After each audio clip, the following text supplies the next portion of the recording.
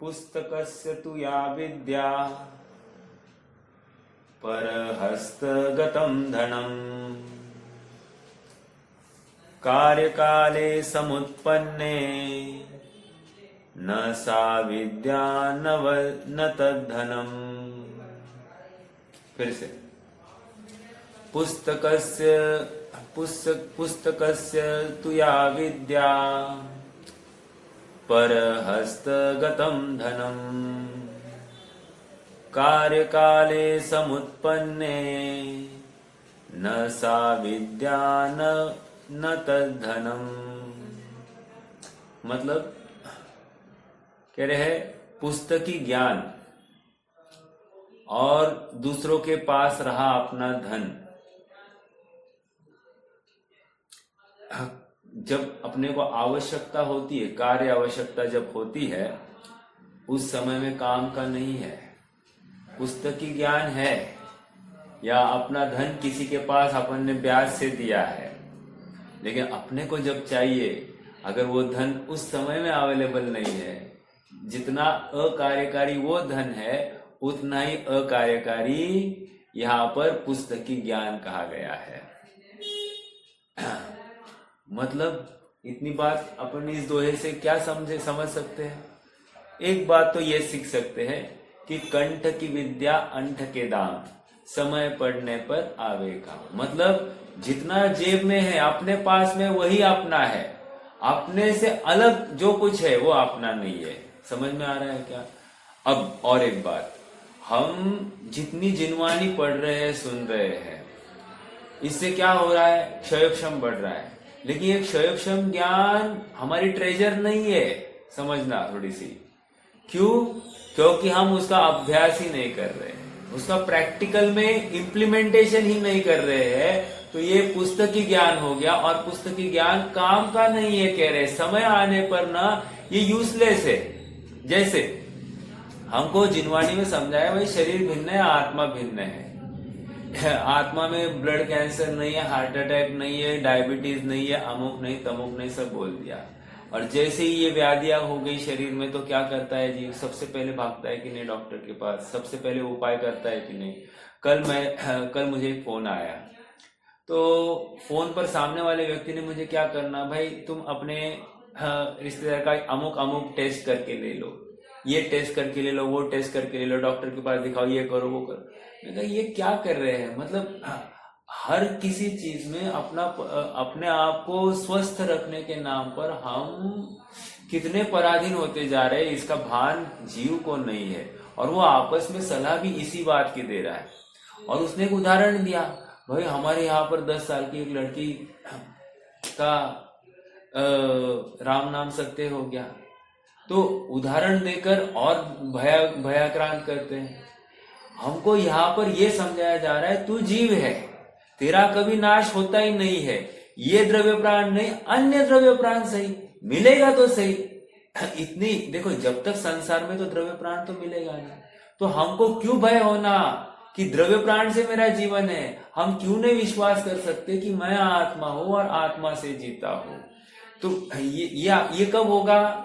जब शास्त्रों में समझाई हुई बात का अनुसरण करेंगे, अर्थात उसके अनुसार अपने को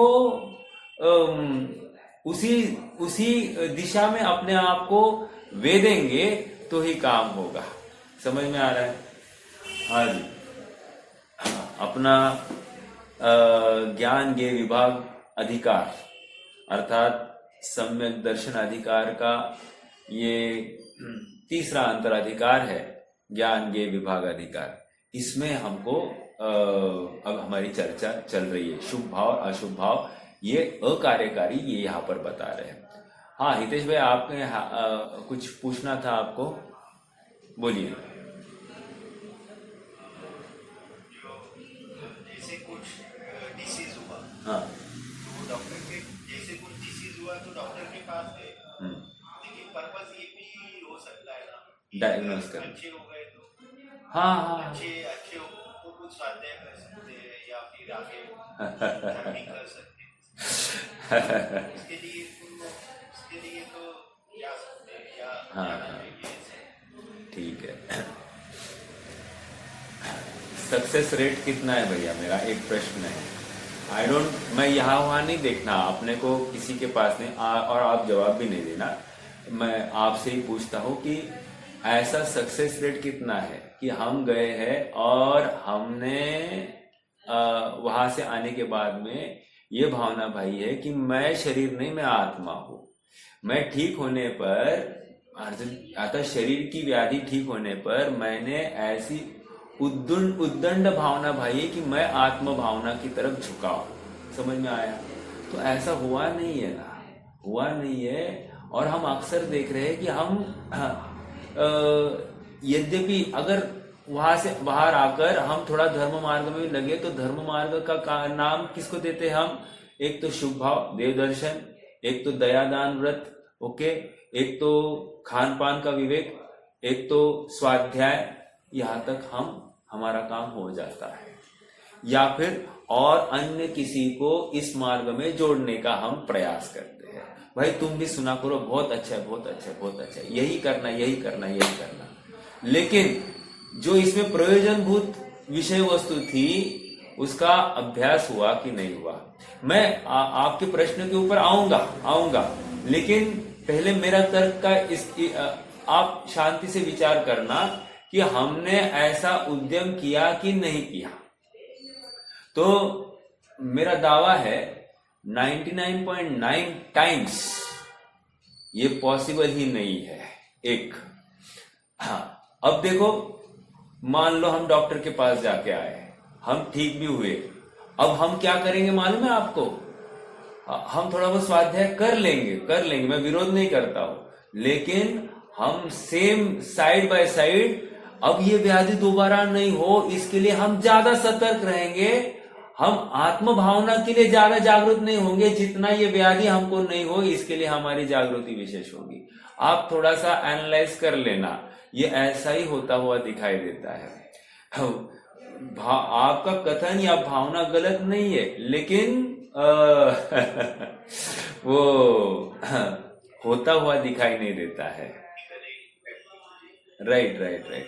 और सुनिए भैया, अगर ऐसा भी हो सकता है जिस समय हुआ ना वो समय अत्यंत महत्वपूर्ण होता है। उस समय में अगर आपने भेद विज्ञान किया ना, जादू उस समय में होने वाली है। मतलब अरे ऐसे पाप का निषेध खिर जाता है और ऐसा पुण्य साता आ जाती ना, आपको खबर नहीं पड़ेगा अरे ये जादू कैसे हो गया, डॉक्टर के पास जाने की आवश्यकता ही नहीं पड़ी। हो जाता है। और मान लो हर बार होगा इसकी गारंटी नहीं है, लेकिन छुटपुट है ना, छुटपुट ऐसे निकल जाता है। और सुनो, इससे और क्या होता है, एक विश्वास आ जाता है कि मैं आत्मा हूं। वो आत्म भावना की वृद्धि होती है। मैं ये नहीं कह रहा हूं कि मैं बहुत होशियार हो गया या मैं बहुत शाना हो गया हूं, ऐसा बिल्कुल नहीं है।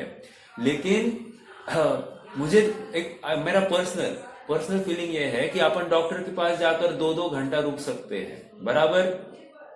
उन्होंने बताई हुई हर ट्रीटमेंट अपन कर सकते हैं, बराबर। उसमें 1-8 घंटा दवाई खाने का टाइम बराबर हम वही तंतोतंत वही अवलंबन कर सकते कि नहीं। लेकिन हमको बताया गया तुम्हारी दवाई जो है ना सामयिक है, 3 टाइम तुम्हें करनी है बराबर। हमको याद रहती है क्या सामयिक? प्रमाद होता है कि नहीं?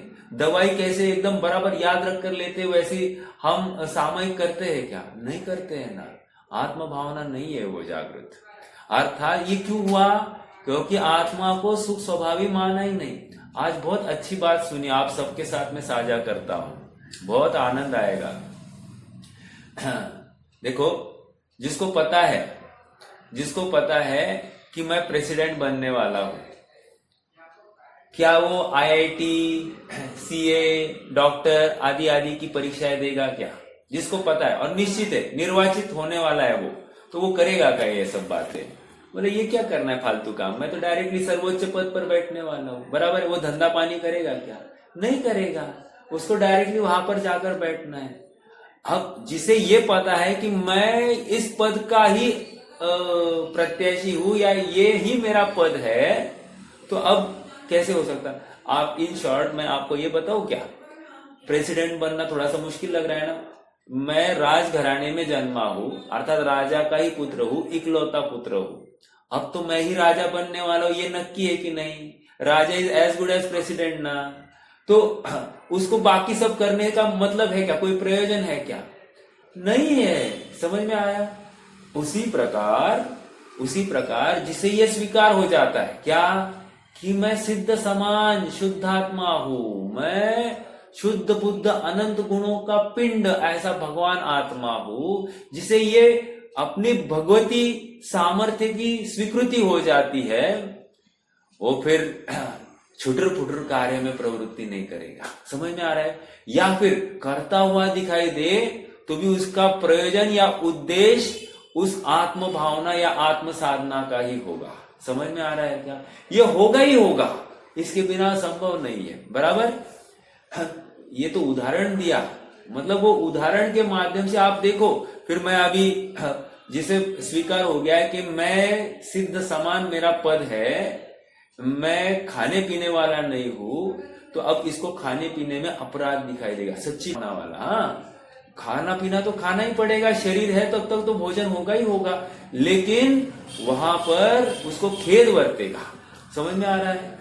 हर क्रिया में उसको खेद वर्तेगा, उसको आत्म भावना की जागृति और यहाँ पर शरीर के प्रति क्रियाकलापों में वो खेद भाव वर्तता ही वर्तता है। और सुनो, अशुभ भाव तो छूट ही गए हैं।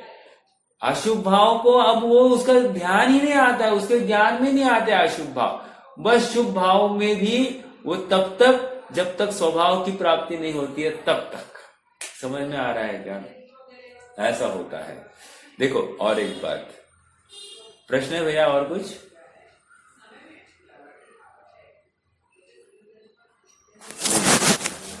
देखो और एक बात, कल सोनाली भाभी ने भी एक प्रश्न रखा था, क्या कि विशेष प्रकार की क्षयक्षम दशा में रहने वाला दर्शन मोहनीय आदि और चारित्र मोहनीय पुद्गलों के अनुसार परिणति में लगा होने से, यहाँ पर विशेष प्रकार की क्षयक्षम दशा में रहने वाला, एक शब्द में इस क्षयक्षम दशा में ना एक बहुत बड़ा भाव छिपा है।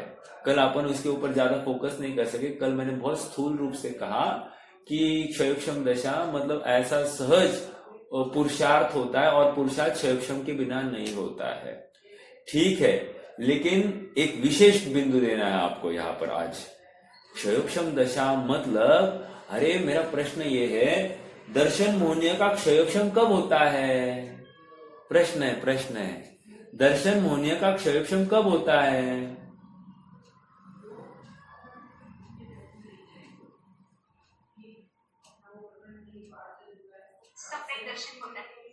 बराबर है कि नहीं? सम्यक दर्शन होता है ऐसा कहने की अपेक्षा क्षयक्षम जब भी कहेंगे ना, अपने को उत्तर ये चाहिए कि सम्यक्त्व मोहनीय प्रकृति के उदय में। समझ में आ रहा है क्या? सम्यक्त्व मोहनीय प्रकृति के उदय में क्षयक्षम, एक सम्यक दृष्टि जीव को क्षयक्षम पाया जाता है। बराबर? तो कह रहे ये दर्शन मोहनीय का क्षयक्षम है। आप बात पकड़ में आ रही है क्या? आज सोनाली भाभी है कि नहीं है? नहीं है आज।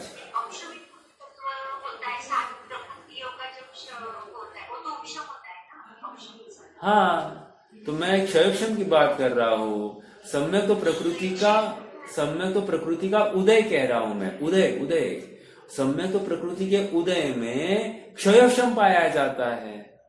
आप पकड़ रहे हैं क्या? तो दर्शन मोहनीय का क्षयक्षम होता है, मतलब क्या? सम्यक तो मोहनीय प्रकृति का उदय चाहिए, अर्थात चौथा पांचवा गुणस्थान होना चाहिए, उसके बिना काम नहीं होगा। ओके, आप समझ रहे क्या? तो विशेष प्रकार की क्षयक्षम दशा में रहने वाले दर्शन मोहनीय का अर्थ मैं खोल रहा हूं अभी। अर्थात अब ये किसके होगा? ये क्षयक्षम मतलब शुभोपयोग किसका होगा? इस न्याय से शुभोपयोग किसका होगा? बोलिए फटाफट। हाँ, ज्ञानी का होगा, ज्ञानी का, अज्ञानी का नहीं होगा। जबरदस्त बात पकड़ी है कि नहीं? आज आना मतलब आपको सच कहूं, आज फिर से पढ़ रहा था मैं, और मैंने बोला अरे ये दर्शन उपयोग की बात है, मतलब सॉरी सम्यक तो मोहनीय की बात है और अपन पकड़ नहीं पाए। ये मूल बात तो ये है। स्थूल रूप से तो आप ले लो, उसमें कोई कल का जो विश्लेषण था उसमें विरोध नहीं है, क्योंकि होता हुआ दिखाई देता है। और इसलिए मुझे अटका हो रहा था, मैं शुभ भाव बोल रहा था, मैं शुभोपयोग नहीं बोल रहा था कल। लेकिन अब ये प्रकरण, अब जो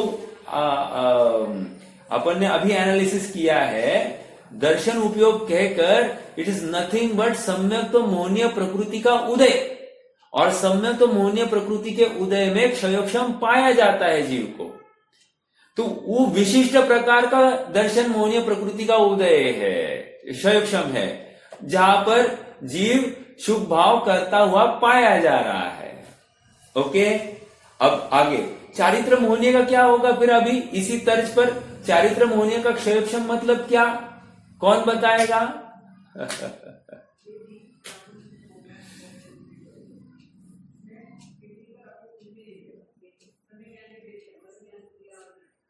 नहीं बता पाएंगे कोई? नहीं, आप ऐसा बोलो, छठा ठीक है, बराबर बोल रहे हैं। यहाँ पर चारित्र मोहनीय जब कहेंगे तो कहना है संज्वलन चतुष्क के उदय में, तो वहां पर क्षयोक्षम पाया जा रहा है, या फिर प्रत्याख्यानावरण के चतुष्क के उदय में, ऐसा कहना है, राइट? अप्रत्याख्यानावरण, अनंतानुबंधी, अप्रत्याख्यानावरण, प्रत्याख्यान, बराबर कह रहा था। प्रत्याख्यानावरण में क्या होता है? क्षयोक्षम पाया जाएगा, बराबर है कि नहीं? प्रत्याख्यानावरण के उदय में क्षयोक्षम भाव पाया जाएगा कि नहीं? हालांकि प्रत्याख्यानावरण तो सर्वघाती प्रकृति है। क्या कहा? प्रत्याख्यानावरण सर्वघाती प्रकृति है, लेकिन उसके उदय में जीव को अणुव्रत पाए जाते हैं। तो पाए जा रहे, इसका मतलब उसने अणुव्रतों का मतलब चारित्र मोह का घात नहीं हुआ है पूर्ण। तो इस न्याय से वहां पर भी शुद्धि है, ये कहना है। ओके, चलिए, ये एक महत्वपूर्ण बिंदु मुझे खोलना था।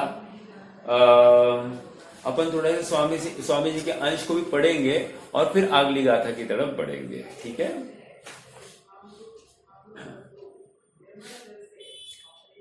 पेज नंबर 269 पर है, पढ़ते हैं।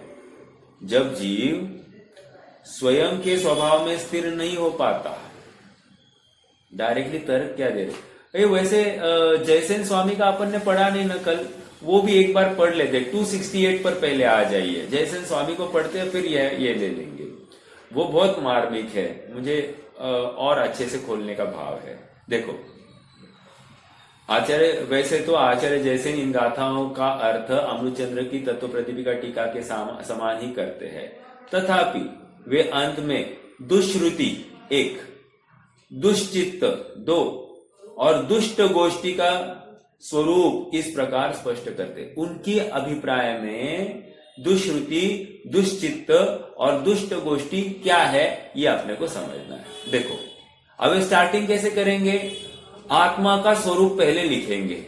ऐसे आत्मा को वो जब ध्याता नहीं है तो क्या क्या होने वाला है? देखो, शुद्धात्म तत्व की प्रतिपादक श्रुति जिन्वानी आगम सुश्रुति है।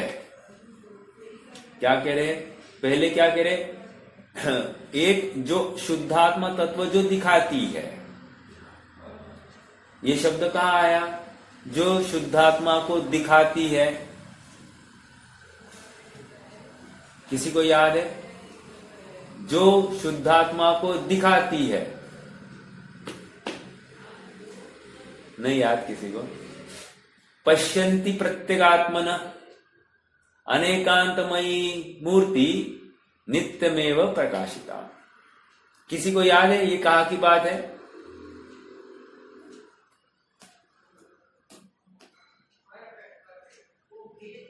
अनंत धर्मनस्तत्वं पश्यन्ति प्रत्यगात्मन अनेकांतमयी मूर्तिर् नित्यमेव प्रकाशिताम्। अभी भी नहीं याद? बहुत समय सार कलश, समय सार कलश कहो। यस, कलश में से है ये बात। दूसरा कलश है, दूसरा कलश। अब दूसरे कलश में क्या कह रहे हैं? वो अनेकांतमयी मूर्ति को मैं नमस्कार करता हूं। क्यों करता हूं? क्योंकि वो प्रत्येक आत्मा को दिखाती है, प्रत्येक आत्मा को देखती है और दिखाती है। ऐसे दो अर्थ किए, एक तो देखती भी है कहा और दिखाई, पश्यंती के दो अर्थ किए। एक तो पश्यति मतलब देखना और पश्यति मतलब दिखाना भी किया है। तो मैं इतनी बात क्यों कर रहा हूं? शुद्धात्म तत्व की प्रतिपादक श्रुति जिन्वानी आगम सुश्रुति है। वहां पर भी अनेकांतमयी मूर्ति क्या है वो? फिर से मैं क्या कलश भूल गया।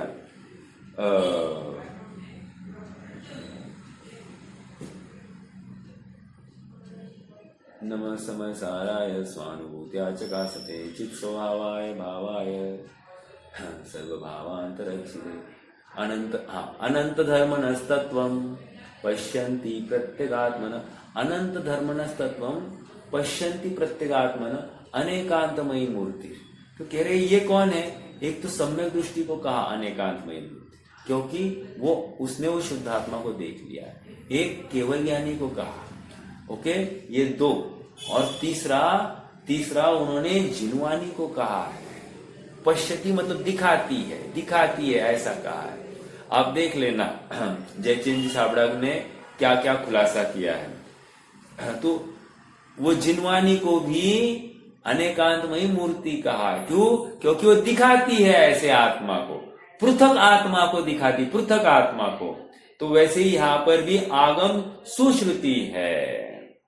शुद्धात्म तत्व की प्रतिपादक श्रुति अर्थात जिन्वानी आगम सुश्रुति है। आप पकड़ गए इस बात को? Okay, next. और उससे विपरीत दुश्रुति है। अब इसको छोड़कर बाकी जो कुछ है वो दुश्रुति है। हालांकि कल हमने काफी चर्चा की उहापोह किया, जिसको भावभाषण नहीं हो रहा है इस विषय वस्तु का, या इसको ये जिन्वानी पढ़ने के बावजूद भी उसको आत्मा नहीं दिखाई दे रहा है, तो फिर ये जिन्वानी उसके लिए कार्यकारी नहीं हुई। आप पकड़ रहे हैं क्या? तो इसमें जिन्वानी का क्या दोष है? कोई दोष नहीं है। लेकिन जिसका काम होगा उसी के लिए जिन्वानी कार्यकारी होगी। देव शास्त्र गुरु निमित्त है किसके लिए? जो अनुभव करेगा उसके लिए। जो अनुभव करने में प्रमादी है, आलसी है, उसके लिए कोई फायदा नहीं है देव शास्त्र गुरु का, यूजलेस है उसके लिए। अरे लाखों वर्ष तक भगवान की मालाएं फेरो और भगवान के सामने बैठ के फेरो तो भी कुछ भी लाभ होने वाला नहीं। और मैं ये नहीं कह रहा हूं मूर्ति, मैं तो कह रहा हूं कि आप समोशरण में ही बैठ के फेरो, लाखों वर्षों तक फेरो, तो भी भगवान बोलने वाले इसका कोई काम नहीं होगा। Is useless fellow. I am useless for him and he is useless for himself. क्यों? ये पर्याय अपनी वेस्ट कर रहा है। भगवान स्वयं बोलेंगे क्यों? अरे तुम्हारा सुख, तुम्हारा धर्म तुम्हारे धर्मी के आश्रय से है। तुम्हें अपने धर्मी की खबर नहीं है, इसलिए तुम पामर बन के हमारे यहां पर दरबार में गिड़गिड़ा रहे हो। यहां पर बैठना अपराध तुम्हें भाषित नहीं हो रहा है। सम्मेद शिखर जाना हमको कैसे लगता है? अरे हमने बहुत बड़ा ग्रेट डील किया है। Is it so? और सम्मेद शिखर नहीं जाने वाला क्या मुक्त नहीं होगा? ऐसा लगता है आपको? सम्मेद शिखर जाकर भी वहां पर भी क्या किया है उस जीव ने? आत्म भावना भाई है। और कोई जीव यहां पर बैठे बैठे आत्मा भावना भाई, तो क्या प्रॉब्लम है साहब? नहीं, प्रश्न है आप सबसे कि क्या प्रॉब्लम है? कोई प्रॉब्लम नहीं है। क्या आपको पता है मैं जिस क्षेत्र में, अरे आप जिस क्षेत्र में बैठे हो उस क्षेत्र से अनंत जीव मुक्त हुए हैं। अनंत जीव जिस क्षेत्र में आप बैठे हो, जहां पर अभी वर्तमान में बैठे हो ना, वहां से अनंत जीव मुक्त हुए हैं। विश्वास हो रहा है क्या? तो क्या वो आपका पर्टिकुलर क्षेत्र सिद्ध क्षेत्र नहीं है? आपको ये विश्वास नहीं हो रहा कि ये सिद्ध क्षेत्र होगा? अरे इस 2.5 द्वीप का ऐसा एक भी प्रदेश आप तो असंख्यात प्रदेशों घेर के बैठे हो। एक एक प्रदेश से अनंत जीव गए, एक एक क्षेत्र से। अब इस न्याय से प्रत्येक प्रदेश सिद्ध भूमि है, मतलब तीर्थ क्षेत्र है अपने लिए। आप पकड़ रहे हैं क्या मेरी बात को? चलो, हाँ, कहां से आई थी बात?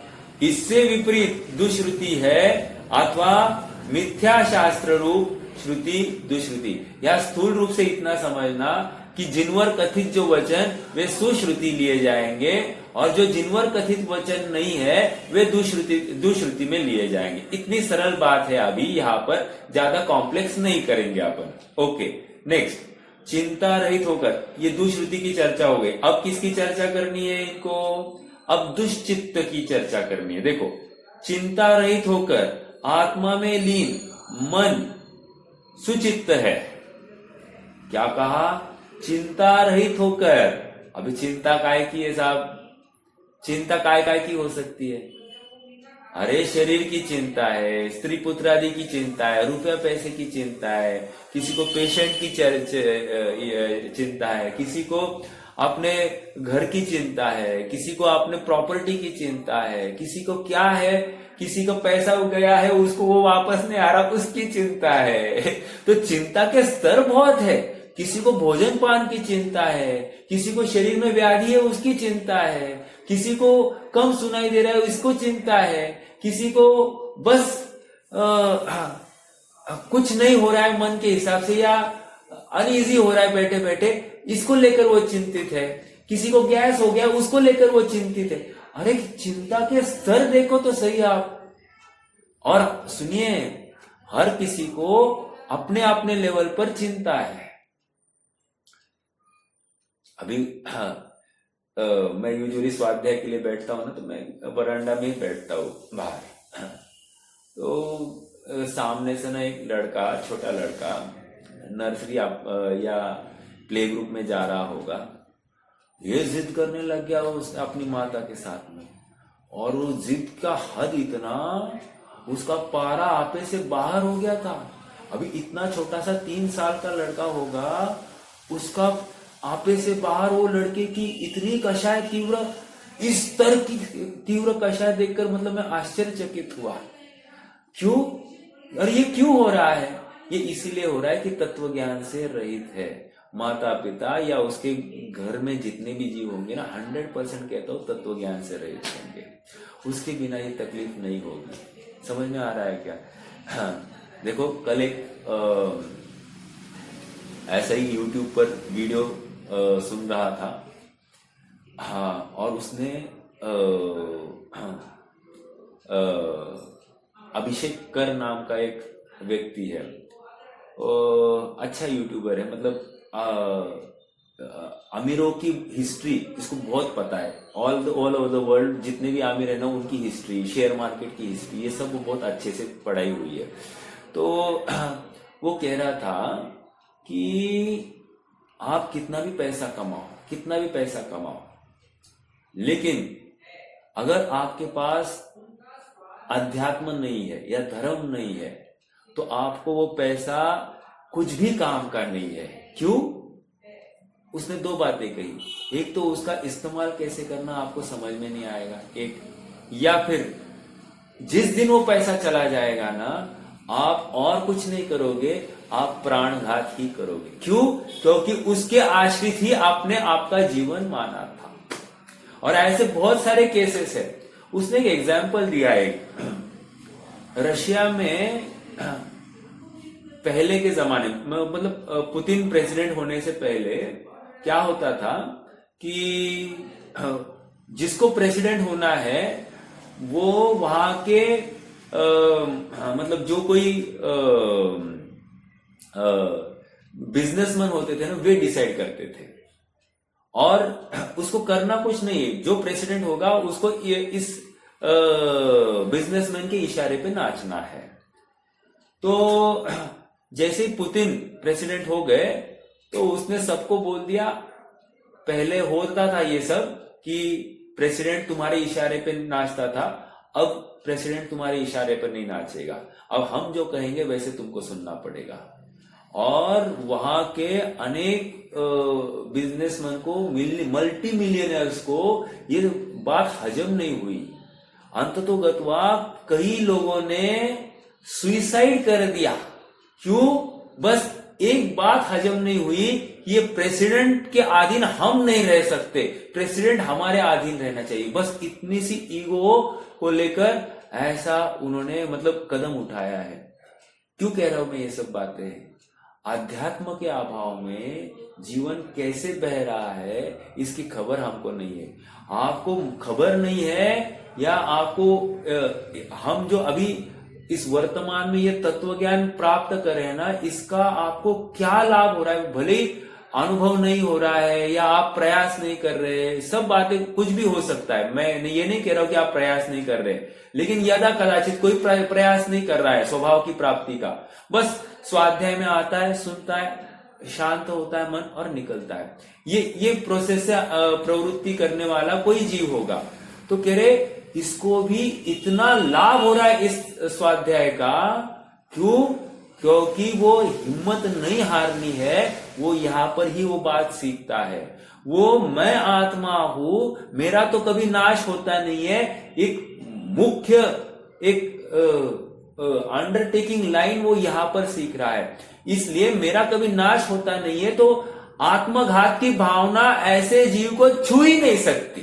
समझ में आ रहा है क्या? या फिर कोई प्रतिकूल प्रसंग खड़ा भी हो जाए तो प्रतिकूल प्रसंग में वो तत्व चिंतन के लिए विचार तो कर सकता है।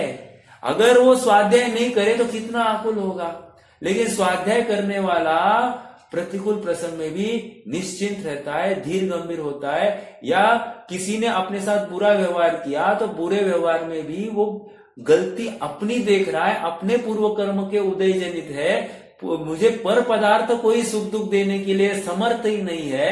ये विश्वास उसको आ रहा है कि नहीं आ रहा है?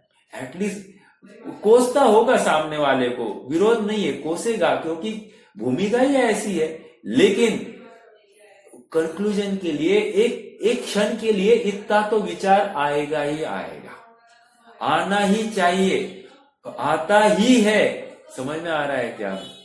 तो ये लाभ है इस स्वाध्याय में आने का।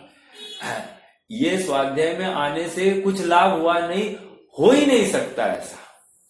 अरे स्वाध्याय में आया है ना, वो भी मंद कषाय हुए बिना नहीं आ सकता।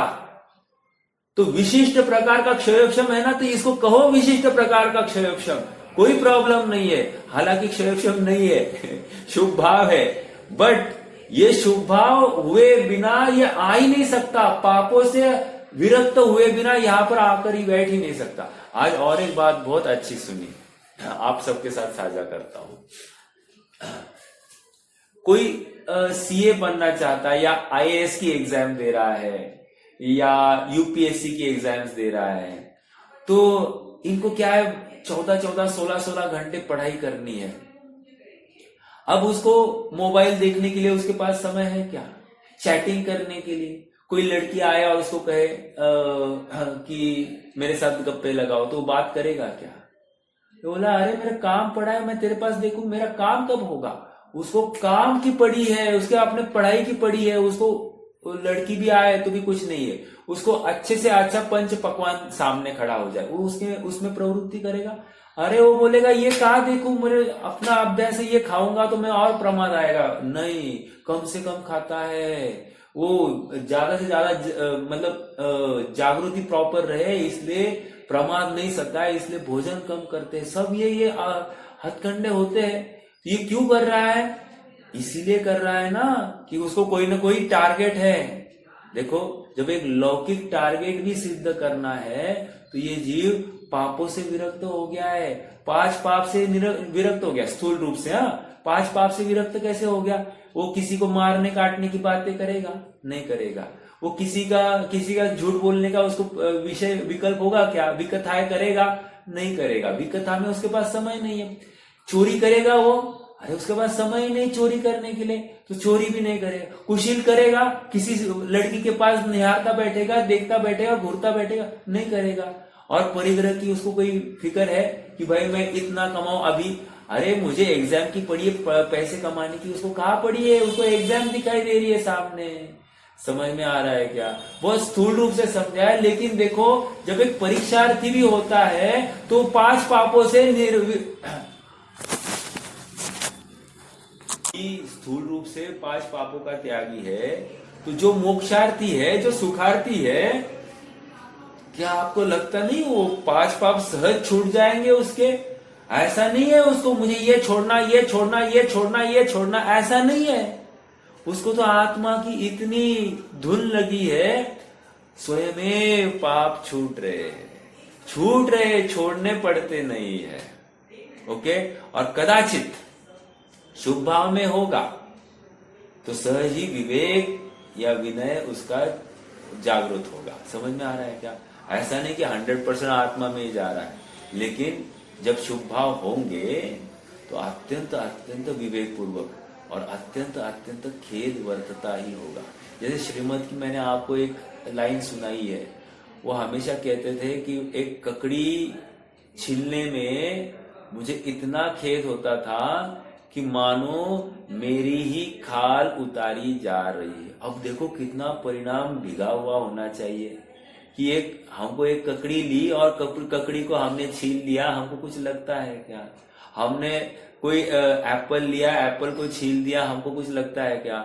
हमने सब्जी उबाल दी, हमको लगता है क्या? हमने कितने सारे जीवों को उबाल कर खाया है, ऐसा लगता है क्या? मतलब विचार करो कि हम उन जीवों की जगह पर है और हमको ऐसा उबाला जा रहा है। तो वो खेद वर्तना चाहिए। ऐसा खेद ज्ञानी के जीवन में पद पद पर होता है।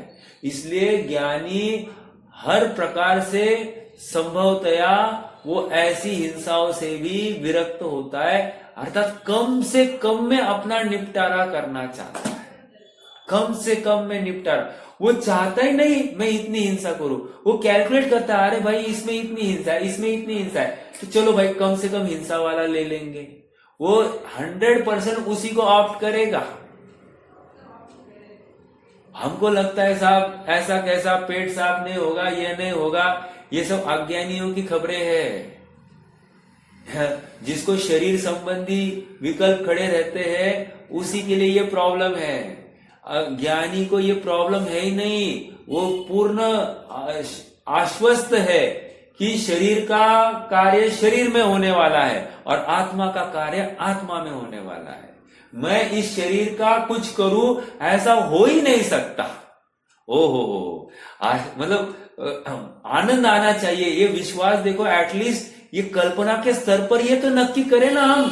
बाकी जिस दिन हमारी भावना होगी, पुरुषार्थ होगा, वो आगे की बात, लेकिन पहले ये नक्की तो करे डे टू डे लाइफ में हमारा जीवन में क्या जो क्रियाएं कर रहे हैं उसमें हमारी चिंतन धारा कैसी होनी चाहिए, ये तो पहले समझे।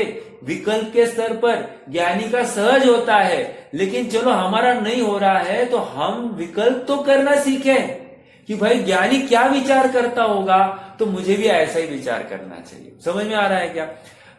भगवान अभी मान लो, अभी देखो थोड़ा सा, अरहंत भगवान है, सिद्ध भगवान है, वे वहां पर कैसे रह रहे हैं? सिद्ध भगवान शरीर के बिना रह रहे कि नहीं? हम नमो सिद्धाणम कर रहे हैं कि नहीं कर रहे हैं?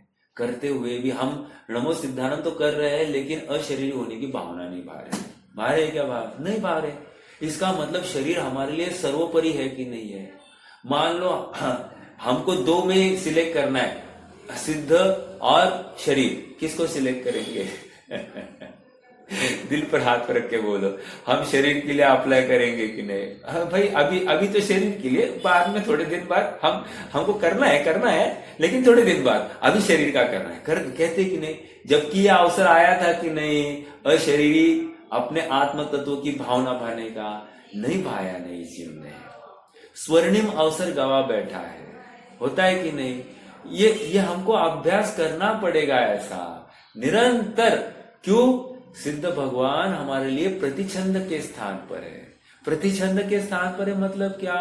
कि जैसा उनका स्वरूप है वैसा स्वरूप मुझे अपने में ध्याना है, वैसा निर्णय मुझे अपने स्वरूप का करना है। शरीर से भिन्न ऐसा जो जानन हारा तत्व हूं वो मैं हूं, ऐसा निर्णय करना है।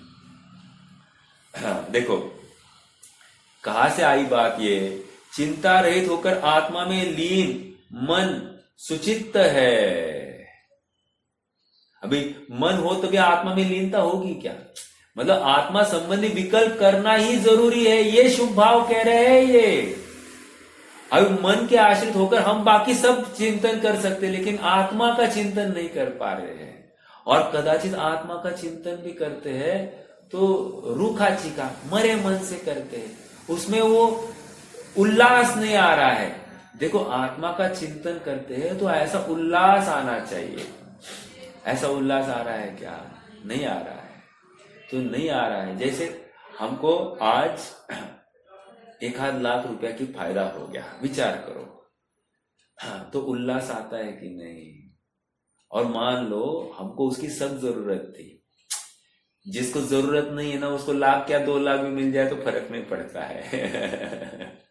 लेकिन जिसको बहुत जरूरत थी, भाई ये 1 लाख मिल जाए और मेरा ये काम हो जाए और उसको 1 लाख रुपया मिल जाए, उसको आनंद आता है कि नहीं?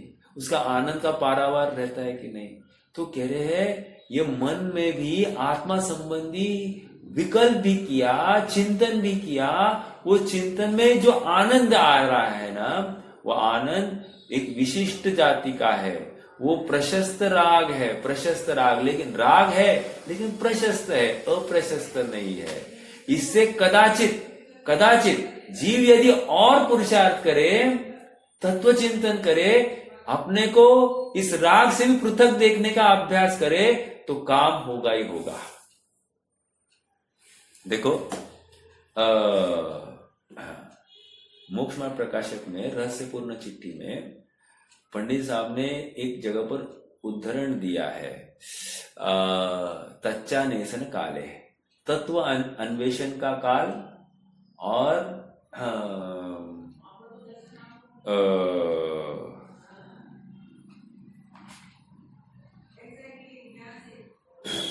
एक तो स्वरूप में स्थिरता और तत्व अन्वेषण। तत्व अन्वेषण मतलब क्या? तत्व अन्वेषण मतलब तत्व के संबंधी में चिंतन करना। और 1 मिनट मैं जस्ट कंफर्म करूं कि आपको थोड़ा सा टाइम दीजिए मुझे। हाँ बोलिए भैया, कुछ प्रश्न है क्या? नहीं ना।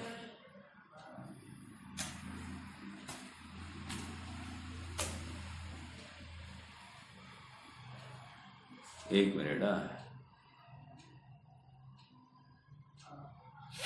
देखो तच्चा नेसन काले, ये कहा कि नए चक्र की है, नए चक्र की गाथा है। तच्चा नेसन काले समयं बुद्धे ही जुक्तिमग्गेन नो आरायन समय। आराधना का समय, यस, शब्द मेरा अलग था। तत्व अन्वेषण का काल और आराधना का काल। तो तत्व अन्वेषण के काल में क्या चलता है? युक्ति से वो आत्मा के बारे में चिंतन करता है। समझ में आ रहा है क्या? अबे आत्मा के बारे में चिंतन करना है तो मन लगेगा कि नहीं लगेगा? बिल्कुल लगेगा, राइट? अब आराधना का समय आ गया, नो आरायन समय। और आराधना का समय होगा, उस समय में क्या? पच्छको अनुभवो जम्मा। वो कह रहे आराधना के समय में प्रत्यक्ष अनुभव ही करता है, वहां पर विकल्प नहीं होगा, अर्थात वो चिंतन भी रुका हुआ दिखाई देगा। पच्छको अनुभवो जम्मा, अनुभव का प्रत्यक्ष स्वाद ले रहा है वो आराधना के काल में। समझ में आ रहा है क्या? तो मेरा कहना क्या है, ये तत्व अन्वेषण क्यों था? प्रश्न है, प्रश्न। तत्व अन्वेषण जीव ने क्यों किया? आराधना में वो फायदा होगा उसकी। आराधना की प्राप्ति हो, फायदा भी नहीं, आराधना की प्राप्ति हो। मेरा अभी हम स्वाध्याय में क्यों आए हैं, उत्तर हम अपने आप को पूछे। हम स्वाध्याय में क्यों आए हैं? शुद्धात्मा का ज्ञान कर कर शुद्धात्मा की प्राप्ति करने के लिए। समझ में आ रहा है क्या? हमने कोई व्यापार क्यों खोला? प्रश्न, व्यापार क्यों कर रहे हैं हम? व्यापार अरे टाइम पास करने के लिए तो नहीं।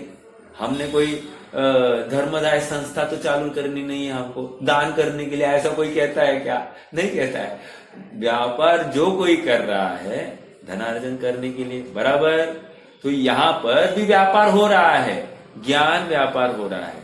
तो ज्ञान का व्यापार क्यों हो रहा है? सम्यक ज्ञान प्रकट करने के लिए। आप पकड़ रहे मेरी बात को? यही एकमात्र उद्देश्य हमारा होना चाहिए। और फिर हम अपने आप से पूछे कि मैंने जो ये व्यापार किया उससे लाभ हुआ कि नहीं हुआ? लाभ हुआ कि नहीं हुआ मतलब क्या? आत्मा के प्रति मेरा झुकाव बढ़ा कि नहीं बढ़ा? आत्मा मुझे उपादेय रूप भाषित हुआ कि नहीं हुआ? या मुझे अभी भी विषय कषाही उपादेय या उसकी ही रुचि अधिक है, आत्मा की रुचि नहीं है? समझ में आ रहा है क्या? अर्थात आत्मा और विषय, अगर ये दो ऑप्शंस मेरे सामने है इस समय में, तो मैं किसको ऑप्ट करूंगा? यदि मैं विषय को ऑप्ट कर रहा हूं, इसका मतलब आत्मा की रुचि कम है 100%। समझ में आ रहा है क्या? अर्थात आत्मा से अधिक मैं विषय को ही देखता हूं, अर्थात मानता हूं। देखता हूं मतलब मानता हूं। मेरे अभिप्राय संबंधी भूल खड़ी हो गई है यहां पर। ये ऐसे पकड़ना अपनी अभिप्राय की भूल को, हमको बारंबार चेताना पड़ेगा। ऐसे एक एक पॉइंट से अपने को स्वयं को निकालना है, अपनी गलती को ढूंढना, और ये गलती है ऐसे स्वीकार करना, लिखना ये मेरी गलती है और ये मुझे दूर करनी है, लिखकर निकालना। समझ में आ रहा है क्या? जैसे यूजुअली बच्चे एग्जाम पढ़ाई करते हैं, तो पढ़ाई करते करते मान लो एक आधा क्वेश्चन आ गया, वो क्वेश्चन वो बच्चा सॉल्व नहीं कर नहीं सका, तो उसने क्या किया, उसका मॉडल आंसर देख लिया। मॉडल आंसर देखने के बाद में उसने देखा कि मैं इस पॉइंट तक तो आया था, अब इस स्टेप में मैं चूक गया, राइट? तो वो उस स्टेप के उधर बराबर एक गोला करेगा, मैं यहां पर चुका था, और क्वेश्चन के ऊपर भी एक स्टार करेगा। अब जब मुझे रिवाइज करना है, मैं इस क्वेश्चन को बहुत अच्छे से करूंगा, बराबर? तो ये एक सच्चा विद्यार्थी का लक्षण है कि नहीं? उसी प्रकार हमने भी जिनवाणी के माध्यम से हमारे चिंतन धारा में कोई गलती हो रही है, उस गलती का अनुमान, एक संज्ञान हो गया। मुझे संज्ञान हुआ मतलब क्या कि मैंने मुझे एक ज्ञान हुआ कि हाँ मैं ये चिंतन नहीं करता हूं, जिनवाणी पढ़ने के बाद में ये चिंतन नहीं हो रहा है, तो मैंने उसका नोट किया किसी मेरे कॉपी में कि मैं जिनवाणी को पढ़ने के बाद में या जिनवाणी के सुनने के बाद में मैं अब वैसा भाव भाषण करने का प्रयास करूंगा। समझ में आ रहा है क्या? ये हमको नक्की करना ही पड़ेगा, मतलब ये अभ्यास है, और वो अभ्यास नहीं करेंगे तो इसका मतलब हम सुखार्थी भी नहीं है। समझ में आ रहा है क्या? बस एक शुभ भाव में ही धर्म की कल्पना लेकर हम बैठे हैं, या अपनी सामर्थ्य की हमको खबर नहीं है। और वो सामर्थ्य की खबर कैसी नहीं है? जैसे भेड़ियों में घूमने वाला वो सिंह है, वो अपने को भेड़िया जैसा ही देख रहा है, उसने आज तक खून चखा ही नहीं है, ऐसा वो सिंह है। और जिस दिन जंगल में गया, एक सिंह की धाड़ आई और इसने भी उसी जोश में धाड़ दी, तो उसको खबर पड़ी, अरे ये तो मेरे जैसी धाड़ है, और ये बकरियों की धाड़ और मेरी धाड़ में फर्क है, अर्थात मेरी जाति इस जाति की है, मैं ये बकरियों के भेड़ की जाति का नहीं हूं, ऐसा निर्णय हो रहा है उसको। ओहो, समझ में आ रहा है क्या? उसको सामर्थ्य का एहसास वो दूसरे जंगल वाले शेर को मिलने के बाद, सिंह को मिलने के बाद में हो गया है। ऐसा ही अब यहाँ पर जंगल नहीं जाना है, और जंगल जाना है जंगल जाकर देख लेना मुनिराज को, नहीं तो सिद्धों का ज्ञान कर लो, और सिद्धों का ज्ञान करके उनके जैसा अपना आत्म स्वरूप का निर्णय करो। समझ में आ रहा है क्या? तत्व अन्वेषण काल और आराधना काल, ये नक्की कर लेना। अभी जो हमारा चल रहा है इसको अपन ले सकते तत्व अन्वेषण का काल। मैं तत्वों को समझने के लिए मनोयोग से यहाँ इस प्रकरण में जुड़ा हूं, मनोयोग से, नॉट मरे मन से। समझ में नहीं आ रहा है, बहुत डिफिकल्ट है, ऐसा नहीं। अरे क्या बात आ रही है, मैं इन बातों के ऊपर सोच ही नहीं रहा हूं, मुझे अब यहाँ पर मेरा उपयोग लगाना चाहिए, अर्थात मेरे मन को यहाँ पर लगाना चाहिए। और लाख बात की बात यह है निश्चय उरलाओ, लाख बात की एक बात, क्या? तोड़ी सकल जग द्वंद फंद निज आत्म ध्याओ। मतलब क्या? समस्त जगत के द्वंद फंद होंगे होंगे, तोड़ दो उनको, भूल जाओ। आज बहुत अच्छी बात सुनी। आजकल का युग कैसा है? हाँ, मान लो एक तो बच्चों की शादी होती नहीं, तो बच्चा जो युवक हुआ है शादी नहीं हो रही है इसलिए दुखी। पहले तो नौकरी ठीक से नहीं मिल रही थी, नौकरी नहीं मिल रही इसलिए दुखी था। उसके पहले शिक्षा जो यथा योग्य चाहिए वो नहीं हो रही थी इसलिए दुखी था। तो शिक्षा हो गई, फिर नौकरी हो गई या धंधा हो गया, धंधा होने के बाद में शादी हो गई। अब हर पैच में वो आकुल है, आकुल है, आकुल है, ये नहीं हो रहा इसलिए आकुल, ये नहीं हो रहा इसलिए आकुल, ये नहीं हो रहा आकुल। अब शादी हो गई, शादी होने के बाद में मतलब पत्नी अपने अनुकूल नहीं चल रही है, गई भाग के, मैं की गई, वापस आ नहीं रही, कितनी सारी केसेस ऐसी है। अब फिर से वो आ नहीं रही है इसलिए दुखी। समझ में आ रहा है क्या? ये हमको दुख के अंबार लगे हैं, यूं कहेंगे, दुख के अंबार लगे हैं, और उन दुख के अंबारों में अपने शुद्धात्मा का आश्रय या शुद्धात्मा का जो निर्णय है, जो करता है, जिसको अपने सुख की पड़ी है, वो विषय से सुख मानता ही नहीं है। वो हो तो हो, नहीं हो तो नहीं है, मैं तो मस्त हूं। समझ में आ रहा है क्या?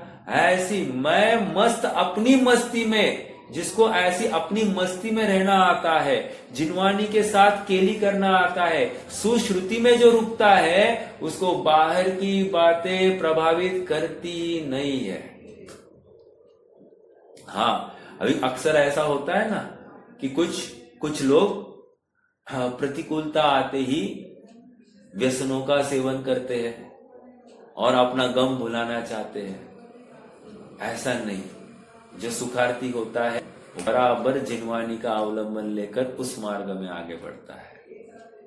कुछ लोग हताश होते हैं, आत्महत्या कर लेते हैं, और कुछ ऐसे विरले होते हैं कि और पुरुषार्थ करते हुए स्वाध्याय करके अपना आत्महित साधते हैं। हमको ये मनुष्य भाव आत्मघात करने के लिए, हताश होने के लिए, दुखी होने के लिए, विषयों से प्रभावित होने के लिए नहीं मिला है। अरे आत्मा में विषय नहीं और कषाय भी नहीं। समझ में आ रहा है क्या? आत्मा में न विषय है न कषाय है, अपना अविषयी और अकषायी आत्मा। ऐसे अकषायी आत्मा का जिसे निर्णय होता है, उसे विषय कषाय क्यों सताएंगे?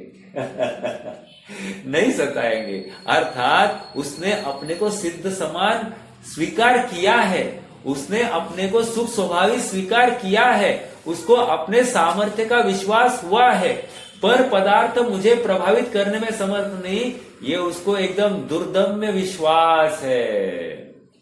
हाँ, कहां से आई बात? चिंता रहित होकर आत्मा में लीन मन सुचित्त है, और उस आत्मलीनता का विनाश करने वाला मन दुश्चित्त है।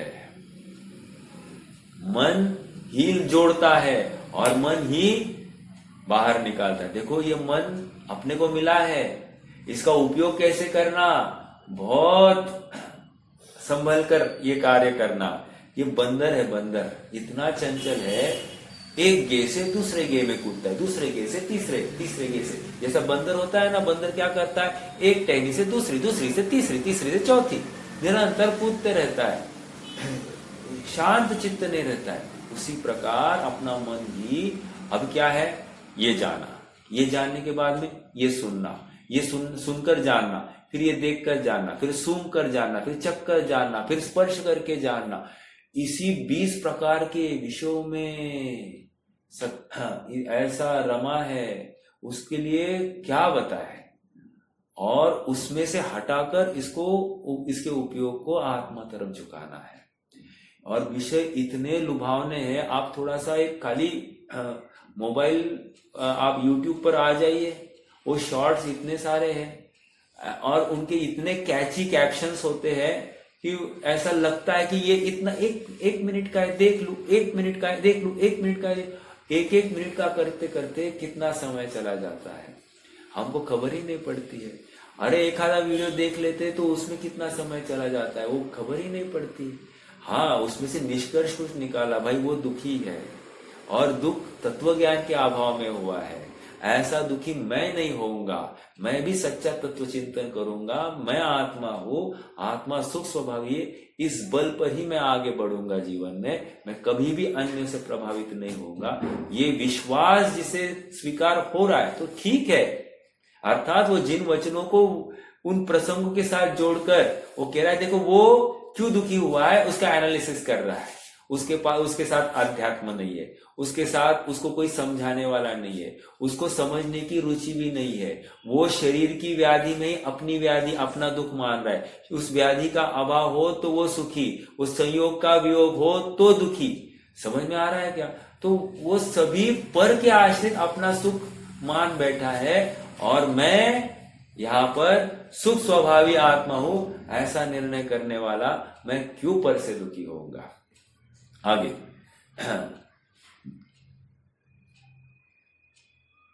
स्व और पर के लिए इच्छित काम भोग की चिंता रूप परिणति रागादि अपध्यान दुश्चित्त है। काम भोग महत्वपूर्ण क्या आया? स्व और पर के लिए इच्छित काम भोग की चिंता रूप परिणत रागादि अपध्यान। अपध्यान कह रहे हैं, अपध्यान मतलब क्या? हाँ, जो अपना ध्यान नहीं है, पर का ध्यान है, स्वध्यान और अपध्यान। ठीक है, तो अपध्यान दुश्चित्त है। परम चैतन्य अब और क्या है? दुष्ट गोष्ठी। परम चैतन्य परिणति को नष्ट करने वाली संगति दुष्ट गोष्ठी है। क्या? परम चैतन्य परिणति को नष्ट करने वाली, मतलब अपने स्वरूप का भान या उसका विस्मरण होता है तो समझना कि क्या है वो संगति दुष्ट गोष्ठी है। समझ में आ रहा है क्या? अब ये दुष्ट गोष्ठी मतलब क्या कोई मित्र होना चाहिए ये जरूरी नहीं है। अरे इस शरीर का संग किया ना जीव ने, गया दुष्ट गोष्ठी में चला गया। समझ में आ रहा है क्या? क्यों?